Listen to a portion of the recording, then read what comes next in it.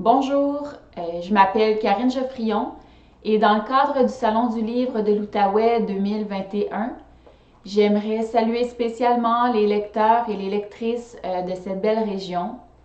Compte tenu du contexte actuel, le salon se fait virtuellement cette année, alors je suis ici pour vous parler de mon nouveau roman, La Valse, qui vient tout juste de paraître aux éditions Sémaphore. Alors pour débuter, j'aimerais vous lire un court extrait de La Valse, l'entrée en matière du roman. Il me désirait, j'en étais sûre, juste à sa façon de me fixer intensément, l'air narquois, et de m'embrasser les deux joues avec empressement. Certains hommes sont si faciles à lire lorsqu'il est question d'amener une femme dans leur lit. Il m'a offert un verre, qu'encore une fois j'ai bu trop vite. Puis, dissimulé près de la cage d'escalier, on a passé le restant de la soirée à discuter en tête-à-tête. Avant son arrivée, j'avais déjà ingurgité les 3/4 d'une bouteille de vin. J'étais survoltée. J'avais envie de me saouler. Surtout, j'avais besoin d'oublier. Alors la valse, ça parle de quoi? Ça parle d'image, du culte des apparences et de l'importance que ça occupe dans notre société, et aussi à quel point ça peut affecter plusieurs sphères de nos vies.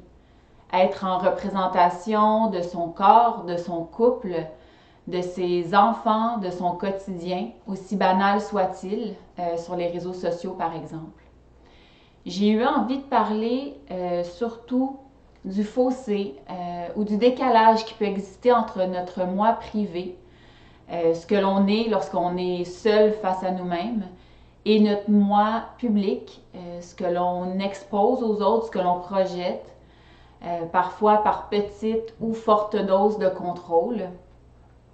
Et pour ce faire, j'ai mis en scène dans la valse le personnage d'Isabelle, qui est une ancienne mannequin, maintenant une designer d'intérieur reconnue. Isabelle, c'est une femme qui est admirée de tous, à qui tout réussit, si on peut dire. Et on suit donc son quotidien à l'aube de son 10e anniversaire de mariage avec Xavier, aussi un avocat reconnu. Et après que sa sœur Marie lui annonce sa séparation de son conjoint des dernières années, due à une infidélité de monsieur. Alors, à ce moment-là, une faille s'installe dans la tête à Isabelle. Une faille, un doute qui commence à prendre de plus en plus de place tout au long du roman et auquel elle ne peut échapper.